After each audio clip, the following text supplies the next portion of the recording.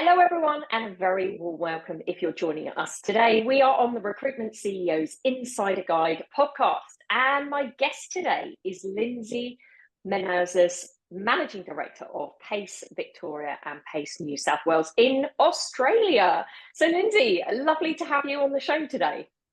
Thank you so much for having me, Katie. Appreciate it. Amazing. So would you mind letting our audience, our listeners know what you do and a little bit about your business? Absolutely. So I'm the MD of PACE Vic and PACE New South Wales in Australia. We're a boutique recruitment agency operating since 1990, but specialising in supply chain, logistics, procurement and white-collar manufacturing roles. The types of customers that we assist are businesses who are getting physical product out to either retailers or business to business, basically anything that you can buy that's a physical product we're assisting with, mostly within their operational space. Okay, amazing. Now, I mean, as you mentioned, you're in more than one location, aren't you, in Australia? So you cover quite a few or quite a few territories within the Australian marketplace. We do, yes. Yeah, brilliant. Okay, and let's go back because we've worked together now for some time, but I know that you had a bit of a career break, although not for very long, with your recent addition to the family. But tell us, in more recent terms, why you're working with us on the Rocket program. Yeah, absolutely. So look, initially pre-baby, it was really to get the processes and structures there. And I think we got that to a point where it was humming really nicely. But then when I returned pre-baby, I'd gone from, I suppose, like pre-COVID, this really lovely boom period of lots of jobs in, account management was so easy. Everyone wanted to speak to you. Everyone was looking for great talent. It made our job really nice. To no one wanting to speak to us all of a sudden, I felt that the market had dried up quite considerably. And this was a really uncomfortable time for me because I've literally just had a baby. I have a different priority completely to my business. My business was always like that number one baby for me, I suppose. But, I had to learn how to divide my time properly. And so the idea of coming back in and doing business development 5 days a week just actually wasn't something that I could do. So I suppose the focus of what I wanted to achieve from working with you and your team, Katie, was to provide us with a BD funnel that was able to give us consistent leads that we then had the processes to convert based on our experience in working with you.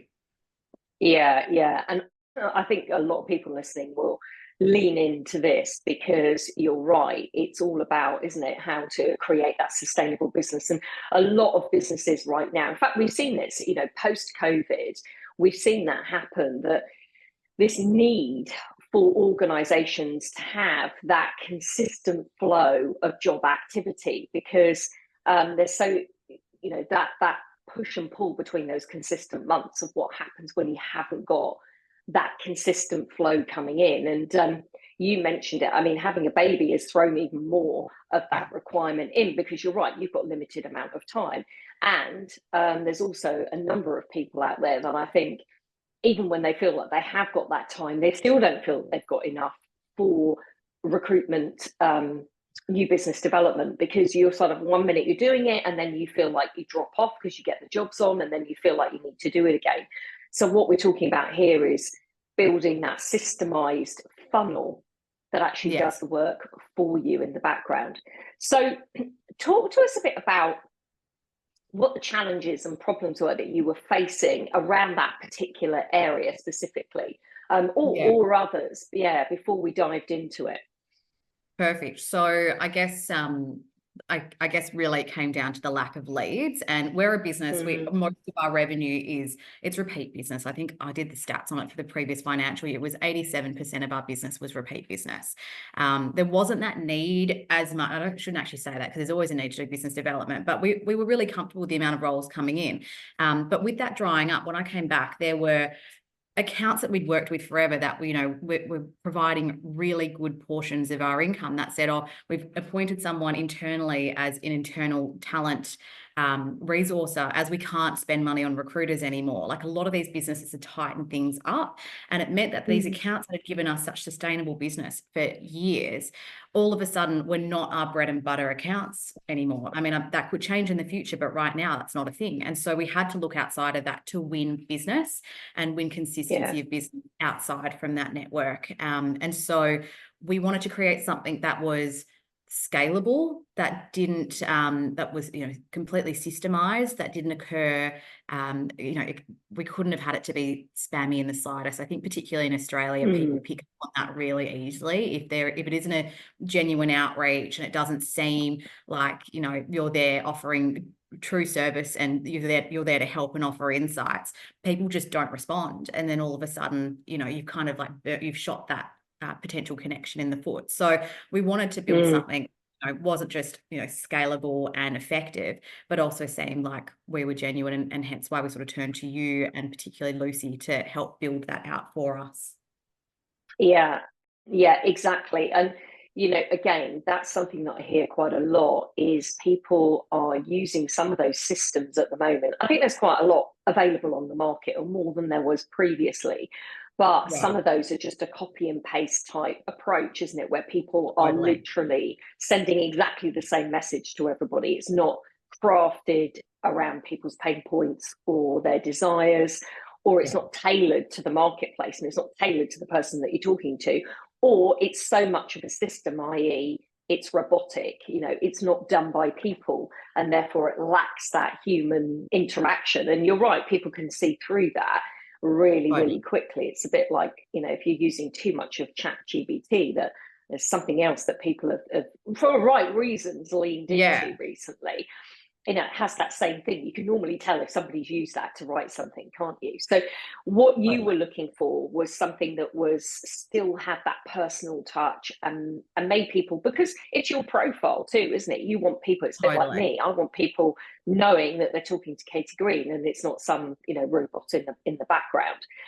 Yeah, let's talk about specifically what you did then. So tell us about what you put into play around that. Okay, sure. So what we did is we systemized a whole process where we looked at, you know, what are the ideal customers that we want to work with, and we got really specific on that. What industries, where are they located specifically? You know, who are the key decision makers within these businesses based on previous success that we've had, you know, with some of our core accounts. We looked at the size of the organization, and from there created a bit of a hit list as to who we wanted to go out to market and have conversations with. The next stage of that process was then crafting a messaging sequence, which was designed to engage people, not just, you know, think that we're there for just a quick ad and basically to disappear, but we wanted to create a long-lasting, sustainable relationship with this person, and also present the reason as to why we might be reaching out, and what we've done for other businesses. So providing that social proof as to why we might be someone to interact with. From there, you know, we've employed a VA who's been with us for a little while. So as this has grown, her job's just pivoted more and more to be really focusing on this. But she has managed our inbox. She's diary set and appointments set for us so that we don't have to get involved in that day-to-day administrative task of, you know, basically responding and having that conversation. It's done for us so that I come to a point where I negotiate fees if someone's really keen, or I get on a call and I can discuss that role. And it's using I guess I get to come to work every day knowing that my time is going to be utilized in the best possible way. I know that my VA is in a role now where she's absolutely loving it. Like, she thinks that this is really fun for her, which is awesome, because I know quite often VAs can get bogged down with super administrative tasks, but she feels like she's value adding, and that creates a long-term relationship between her and I, where she feels like she's engaged and she's using some of her skills. But, you know, for me, I you know, I've come from a background of doing everything myself and being my own receptionist all the way through to formatting my own previously when I first started in recruitment. And so this is just, look, it's a luxury in some ways, but more importantly, it is the most effective use of my skill and my experience in order to just literally get on and convert. And so we do capture all of those statistics in terms of how strong our responses are. And if we feel like for whatever reason we aren't getting as many engaged leads, we call it, as we should be, we look at the script, we tweak it. As a result of that, we look at any replies that might need tweaking, and we coach our VA on that. And we've gotten it to a point where on average we'd be picking up four new roles with brand new customers every week, which is actually, like, you know, I don't know about other people's businesses, but for us, that's a really big impact. You know, not having to do anything and having these conversations with new companies is really exciting. It's just sort of turned a bit of a tap on for a small business like ourselves. But it's really all come down to the foundation of building that out, getting really laser focused on who it is that we want to target. What do we want to message them? How can we actually assist them? How do we show them this is a long-term working relationship? And that's all done in the background, so that I just come on and show my face to say, yeah, I'm ready to work with you, and this is what we can offer, and it's making the best use of my time and my skills. Yeah, amazing. And this is what we're talking about, having the right people in the right roles. And you're right, working as a team, because I think what a lot of people see BD as is, or certainly I did when I was an original recruiter as well, before we came across and started teaching this whole process, was that you as the consultant thought, well, you have to do BD as well as I've got to maintain existing clients, as well as I've got to work the process. But actually what we're talking about here is having a whole team impact, where you're right, you've got the right people doing the right parts of the job. So you systemize the business development process so that a lot of it happens in the background, and it happens through alternative methods, i.e. a system and an individual that's doing the legwork in the background with that messaging sequence and with that right reach out process. And then you're right, you're then not coming into that process until the person is ready to have that conversation. You know, they've leaned in, they've raised their hand, and they said they actually want to have a conversation with you about what it is that you can do to support them. Or like you're saying, you're literally getting somebody ready, they've got a job and they want to give you that vacancy. And that gets really, you know, it really looks at how your time is being spent. So at the moment you say you're getting 4 jobs a week from that process. Yeah, on average. How long did it take to get that working? Because I think what some people think is, well, what are the skills that I need to get to that point? You know, how fast can I get this system plugged in and working? Okay, good that you asked me this, because we actually just reviewed it the other day. So we started rolling this out end of April, and we had, so pretty recently this year, and we have had, I think we managed to get success about 3 weeks into it. And we realized that it sort of started to peak around 6 weeks in. And the reason why it took some time to peak was because we had to go back to those scripts and be like, did that work? We also needed to speak to our VA and say, okay, hang on a second, if someone replies with this, we need to reply with that instead. And we had to get really, really clear on how we speak as individuals and provide that language to her. There is going to be a teething process. You're not going to have success after day one. But I do think that if you take direction from yourself and your team, Katie, if you, again, like take the direction, but if you're implementing what you prescribe, I think that success can come within a matter of, you know, a month or 2. So for that, we're talking about potentially one VA who can support you with that process, but ultimately, and the system obligation is not too bad at all, you know, not too bad. All I can say is I don't know really anyone that you could hire locally in Australia who would be so excited about this role and feel fulfilled by this role, but she does, and it, you know, a much smaller portion of what you would pay locally. So we're so grateful for it. She's an absolute 10, and she gets our business really well, but we've just made sure that we've given her the feedback along the way as to who we are and how we need to be presented. And because we've had that clarity and transparency, it's worked. Amazing. And this is the great thing, because these VAs don't have to be, like you're saying, they don't have to be local people. And they don't have to be in an office with you. They can work remotely. They can work from another location, even another country. And you're right, they're very cost effective, because often per hour, these people can be around $8 to $10 per hour. which is not underpaying anyone, because for them, if they're based in the Philippines or if they're based That's in right. wherever they are, actually that for them is a very, very good salary. So you're supporting other talent organizations as well, or parties. So what other improvements have you seen off the back of this then? Gosh, I mean, I would say as a result of having more leads and more conversations, I mean, sorry, my cat always just wants to be involved. Love it. But definitely my own consultant satisfaction, they're able to pitch themselves into areas that they prefer doing. Like, to be completely honest with you, the majority of my consultants, they're not business development led. They are candidate led and process led. They love that delivery function and actually recruiting rather than, picking up the phone and cold calling, which we're not doing anyway, but still I'm just also trying to convey points.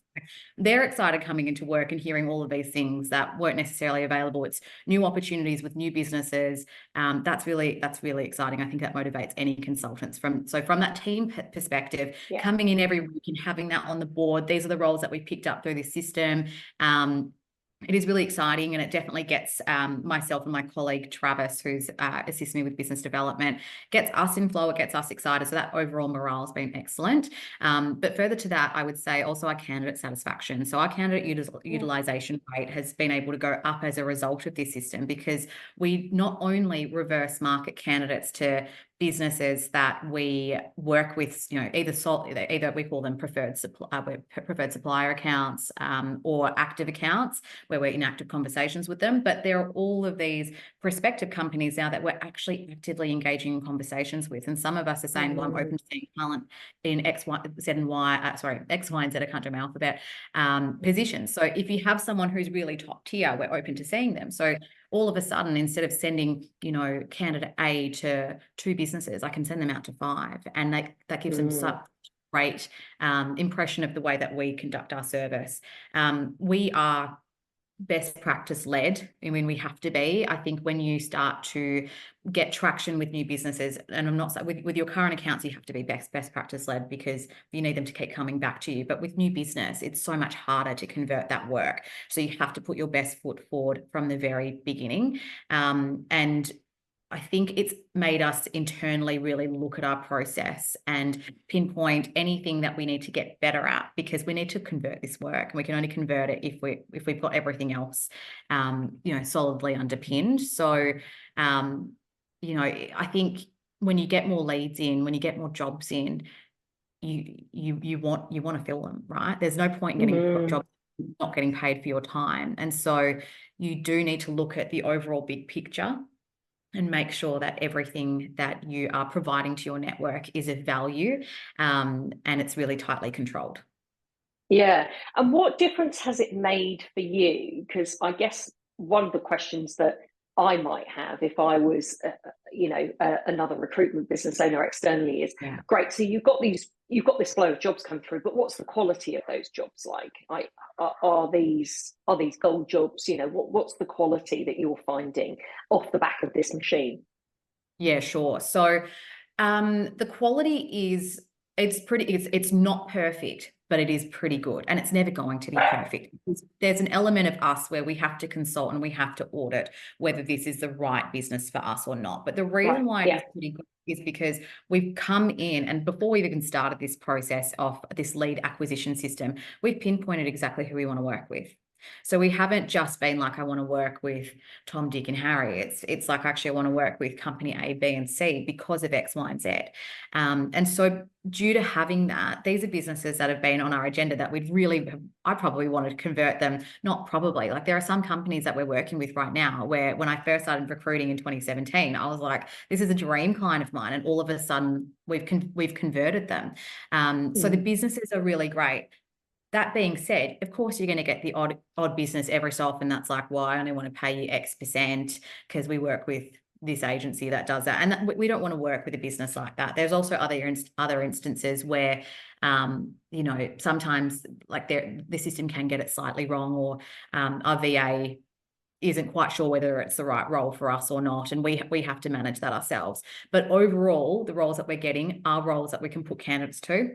We have a shortlist ready, at least like within a 24-hour period, we know we can get one candidate in front of that client if they were to request our services. And so we feel really confident in the system. Yeah, brilliant. So what's your conversion rate at the moment then around those opportunities? What are you finding there? Right now, our conversion rate on these, specifically on these new BD roles, is 50%. We do need to continue to audit that process. And so we want to get it to a level where it's, closer, because with our current accounts, our conversion rate is, I think it's 83%, because we take those roles exclusively. With some of these other roles, they're already halfway through a process at times, and they're like, we've got a preferred candidate, we're open to seeing yours. And as a result of that, that's pushed the conversion a little bit lower. Right now, we're in a situation where we need to figure out how we convert those higher, or if we're actually comfortable with it being 50%, and it just allows us to get conversations in the door, because next time around we can get the next role exclusively. So it's a little bit of something that we need to explore ourselves to make that process more effective. Yeah. And I think I'd still say a lot of companies would be very happy with 50% conversion, bearing in mind the industry average is something like, often like 10 to 20%. So that's still high. Yeah. Okay. And how has this impacted your personal life? Because you mentioned, Lindsey, about your baby. You recently had a baby in the last just over 12 months. What difference has this made for you on a personal basis as well as professionally? I think I'd be an anxious hot mess, to be honest, if I didn't have this system. I think, again, coming back in, I came back to work, and look, I think as most people that will be listening to this will be likely business owners. So everyone will understand that you've got the flexibility, but with the flexibility, you've got the pressure to perform, and you really do drive a lot of the results in your business. If you're not driving the results in your business, at least you're setting the pace, I suppose, to be like, this is what we need to achieve. And so when I returned 14 weeks postpartum, I literally just freaked out, speaking to my clients, being like, okay, I'm back. What's going on? What can give me 10 roles? And they were saying, we don't have any positions for you right now. We've got a hiring freeze. We've just hired Joe Bloggs, who's taking over internal recruitment. And I was like, well, what do you mean? Like, I've been recruiting for you for X amount of years, and you contribute this much money to my, like what? What? So it freaked me out, and it would definitely lead me to feel like I had to put in huge hours in order to convert clients. Because again, I'm not converting them from my current accounts. It's not an easy, happy conversation necessarily. It's possibly like even a cold call, because sometimes you get desperate. You're just like, I need to do whatever I can do to get this job on board. Those would be my days. And I never wanted that. I always wanted to return to work part-time, flexibly, look after my baby. She's my number one. Like, she was still very much so a baby when I returned. So from a personal perspective, I have a happy team that has work, that is enjoying the work that they've got. They've got diversity, but they've got diversity, I suppose, in terms of there's different companies we're working with, but all within a very specific sector in which we genuinely do recruit for, and we know that we can assist in. I still work part-time. I'm not putting in crazy hours. I don't work weekends. I see my child all the time. I probably, the value that I add is the same as if I was to work full-time hours, slogging it away, being an anxious mess like that ulterior situation I mentioned before. So this has been phenomenal for me. I think if anyone's a working parent, they'll know how powerful it is to have anything that gives you your time back. And I'm just been a game changer. I'm really grateful for this system. Yeah. Well done you for implementing it, because that's the key. So is there anything else that you want to share in terms of your insights, I guess, around this, that you think other recruitment business owners, like you're saying, in a similar position, that maybe want that business development machine but haven't got something in place at the moment, and are key on time? Anything else you want to share around that you think would be useful for them to know? Yeah, definitely. I think a huge fear of mine before sort of jumping into a process like this was, if you systemize and build a scalable BD system, will you lose your identity in some way? Because will you become that spammy recruiter? Like, I have received emails from some competitors, I would say, or even just other recruitment agencies where somehow I've ended up on their target list and I've seen the quality of the emails and I'm like, who is responding to this? Like no one will respond to that. And so that was the idea in my head of like, that's what it might look like. And I really didn't want that. And I never wanted things to feel unpersonal, not personalized. I guess I am a control freak. It took me a little while to learn how to delegate. And once I learned how to delegate, I was like, oh my God, I love this. This is amazing. Other people are getting me results. I'm coming to work. I don't even know what's happening, but we're filling jobs. This is fantastic. This is the same sort of thing. So I think if someone else has coming in from a point where they're a control freak, maybe they previously found it hard to delegate and just let go. This is the same kind of feeling where you do just need to trust the process, and you and your team are professionals. You know what you're doing. You know what gets conversion. Trust that process and know that it will work, and it doesn't have to be spammy. It doesn't have to not feel like you. It can 100% feel like you. Yes, you'll have to tweak it, but it's always going to be a work in progress. As you know, the economy shifts, the market shifts, people talk about different things. You might want to, personalize your message even further, but it's always just a work in progress, and but you can get results very quickly. Yeah, brilliant. Thank you for that. And I think you're right there, because you've talked a couple of times about our team, and I think that's also important to mention here, which is we have got a team of experts behind. So you mentioned Lucy, who actually is one of our head coaches and runs that whole attraction machine process.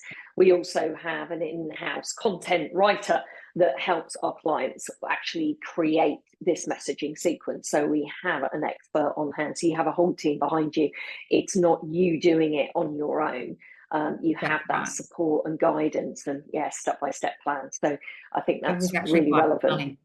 I was going to say, I wrote our own content first, and I thought it was amazing. And then I sent it across to your content writer, and she was like, okay, we're going to have to flip this all on its head. And I was like, thank God you told me, because I'd be like, this isn't working. But it was that's great. It. Really good. Yeah. And you need that expert opinion. You're right. And it's so true, isn't it? Because what we don't know, we don't know. And you're right. If I was writing it, I'd probably think mine sounded I know, until the experts get hold of it. So know that you're in really good hands, safe hands. Okay, so Lindsey, thank you so much. Really enjoyed our conversation, and I hope anyone who's listening walk away knowing that this is something that you can implement into your business. And it really is, as Lindsey mentioned, it can be as quick as 3 weeks was when she was getting results, but certainly within 6 weeks, you could have this process. Less time, less energy, simple systems. This is what it's about, that will create that abundance, that flow of opportunities into your business with a lot less stress and work. So if it's something that you're interested in, reach out to us. And if you want the plan of how Lindsey put this into play, just click on the link below and we will show you how we help recruitment businesses leverage those opportunities and make more placements. So you can click on the button below this video or this podcast, and that will give you the full plan, the whole map. So Lindsey, thank you so much for your time today. I really appreciate you being on the show. And we will see you again on the Recruitment Business Insiders Guide. So for now, goodbye, everybody.